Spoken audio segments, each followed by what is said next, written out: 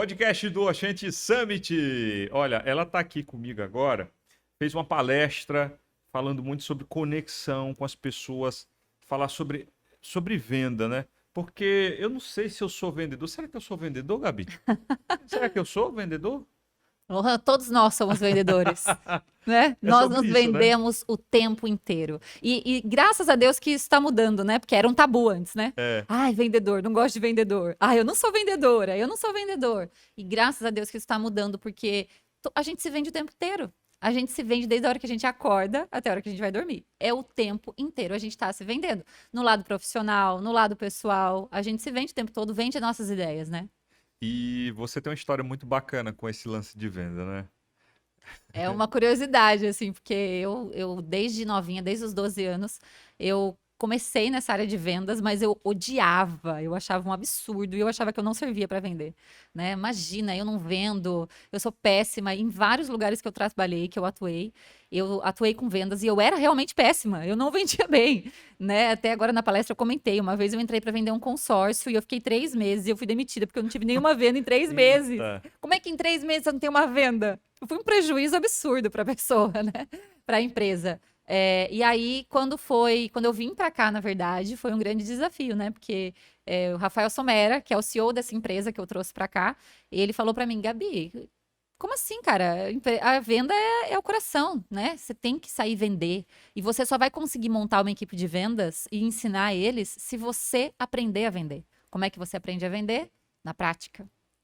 Você pega um processo de vendas e você sai conversando com as pessoas. E foi isso que eu fiz, né? E aí, quando você destrava esse medo de receber o não das pessoas, aí você começa a fazer um atrás do outro, um atrás do outro. E aí, cada um vai sendo melhor que o primeiro. Cada um vai sendo melhor. E aí você fala, bom, agora eu evolui um pouquinho, agora eu evolui um pouquinho, agora eu evolui um pouquinho. E você vai na tentativa e na prática, né? É muito bonito ver isso. E o que eu acho hoje, como que eu vejo o mundo das vendas hoje? É o melhor meio, a área comercial é o melhor meio da gente evoluir.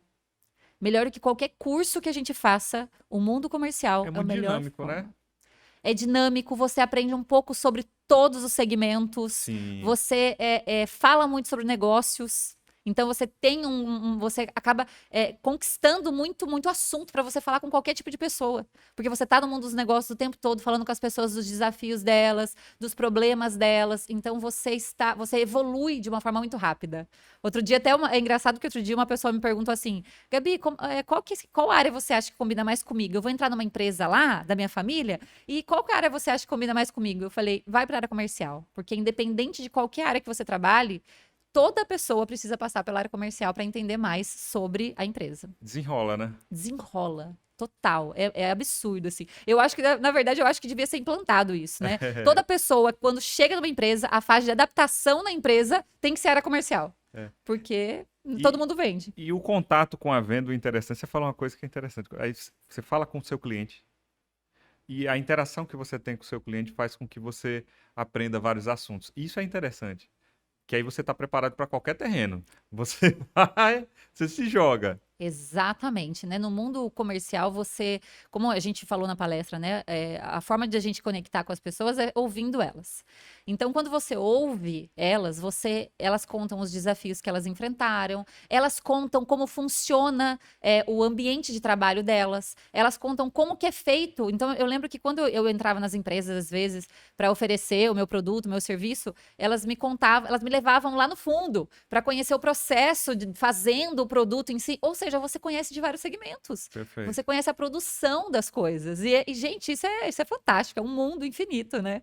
E para você, como é que tá levando essa sua expertise para as pessoas de maneira digital ou através de palestras? Como é que você se sente? Em especial aqui no Oxente.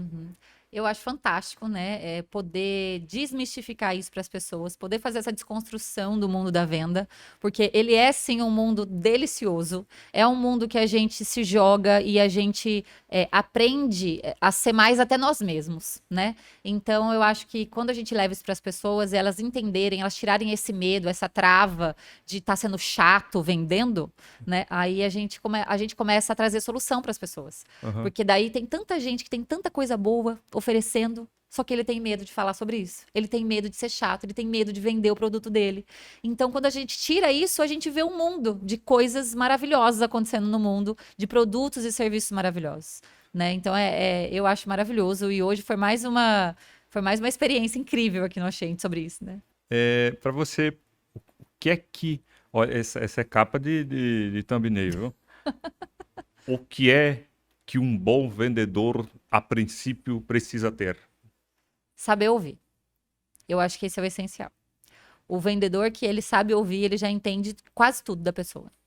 Se ele se dispõe a ouvir de forma atenta, né, olhando para a pessoa, fazendo uma conexão ali, ouvindo, interessado mesmo na pessoa, você consegue descobrir várias coisas ali. Você consegue descobrir se você vai conseguir ajudar aquela pessoa. Você consegue descobrir se qual dos seus produtos ou serviços vai ser melhor para ele. Como você vai oferecer isso para ele. Só em ouvir. Então, às vezes, se você fizer uma pergunta, você fica ali um tempo ouvindo ele, você já vai se conectar com ele e você vai ganhar grandes coisas ali com ele, tanto trazendo soluções para ele, quanto conquistando até amizades mesmo. E a conexão, a gente está falando da parte de vendas, mas a conexão, ela tem que ser na vida da gente como um todo, né? Exatamente. A conexão, ela é muito a chave, assim, né? Não é à toa que, né, eu represento a Dale Carnegie, e a Dale Carnegie ele entendeu isso há 111 anos atrás. Pense comigo, uma metodologia que Eu acho que funciona. eu não era nascido, não. Acho que não. Eu acho que não. E, cara, 111 anos atrás, o cara já pensou nisso, já percebeu isso e deixou praticamente um manual de conduta, de como que a gente se relaciona e se conecta com as pessoas. E essa é a chave para conquistar qualquer coisa. O talento da venda, independente da área. Mas tem o lance da linguagem também, né? A depender da área, você acha que isso pode diferenciar na forma da abordagem? Com certeza, né? A comunicação, quando a gente fala sobre comunicação, a comunicação ela é muito mais como que eu me faço me entender para as pessoas, né? Então a gente tem técnicas de comunicação que a gente atua em Dale Carnegie, né, nos treinamentos, mas a comunicação você precisa saber para quem você está falando. Porque às vezes você está falando uma linguagem muito técnica, né? E aí as pessoas não vão conseguir entender, né? Então, entender o público, o consumidor, é o primeiro passo. Eu preciso saber com quem que eu estou conversando, com quem que eu estou falando, para saber que tipo de linguagem eu vou usar para ele entender a minha mensagem, né? É a mesma coisa você dizer assim, o cliente chegou lá numa loja de autopeças.